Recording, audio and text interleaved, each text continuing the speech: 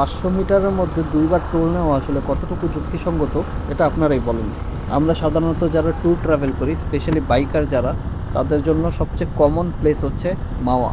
কারণ আর কোথাও যাওয়া হোক বা না হোক, সপ্তাহে একবার অন্তত মাওয়া যাওয়া হয় সবার। আর এই বিষয়টাকে কাজে লাগিয়ে কিছু লোক আপনার টোলের নামে এরকম চাঁদাবাজি করে যাচ্ছে। তো প্রথম টোল যেটা হয় সেটা হচ্ছে আপনার রোড ট্যাক্স নামে, অর্থাৎ আপনার মাওয়া ঢোকার যে রাস্তাটা, এটা হচ্ছে বলা হয় যে ইজারাদার সে নিজের টাকায় করে, এবং যার কারণে আপনার যারা দর্শনার্থী আছে বা মাওয়াতে যাচ্ছে তাদের থেকে রোড ট্যাক্স হিসাবে কাটা হয়। তাইলে ভাই আমরা যে এই যে বাইক বা গাড়ি যে রোড ট্যাক্স দিয়ে থাকি, ট্যাক্স টোকেন যেটা আমরা ইউজ করি, আসলে তাহলে আমরা এই ট্যাক্সটা কেন দিই যদি তাদেরকে আমাদের রোড ট্যাক্স দিতে হয়? এবং দ্বিতীয় যে টোলটা নিচ্ছে সেটা হচ্ছে তারা পার্কিংয়ের নামে নিচ্ছে, অর্থাৎ হচ্ছে আপনি মাওয়ার ভিতরে ঢুকতে যে পার্কিং করবেন তার জন্য চার্জ। অথচ তারা আবার টিকিটে বলে দিচ্ছে যে গাড়ি নিজ দায়িত্বে রাখুন। ভাই আমি যদি পার্কিংয়ের টাকাই দিই তাহলে আমার গাড়ি সিকিউরিটি দিবেন না কেন? আপনি আমার থেকে টাকা নিচ্ছেন পার্কিংয়ের নামে, অথচ আমার গাড়ি আমাকেই দেখে রাখতে হইতেছে, আমি যেখানে যাচ্ছি সেখানেই গাড়ি রাখতে হচ্ছে।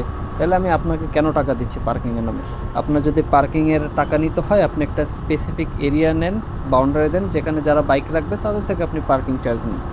ভিতরে ওপেন প্লেস, আপনার যার যার সাথে বাইক আছে, যে যেখানে খাওয়া দাওয়া করতেছে সেখানে বাইক রাখতেছে, তাহলে আপনারা কেন ভিতরে ঢোকার আগে এই পার্কিংয়ের টাকাগুলো নেবেন? এটা আসলে ওপেনলি চাঁদাবাজি করা ছাড়া আর কিছু না।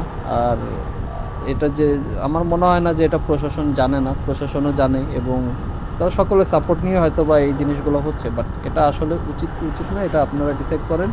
স্পেশালি যারা মাওয়া ঘাটে ব্যবসায়ীরা আছেন, তারা আপনারা চিন্তা করেন যে আপনার ট্যুরিস্টরা যদি এরকম হ্যাসেল নেয় তাহলে আসলে আর কয়দিন আপনারা এরকম ব্যবসা করতে পারবেন, বা কয়দিন আমরা মাওয়া যেতে পারবো কি পারবো না, এটা আপনারা চিন্তা করেন। আসলে এই জিনিসগুলো বন্ধ হওয়া উচিত। আর এখন যেহেতু সবাই আওয়াজ শুনতেছে, সবার উচিত আওয়াজ তোলা।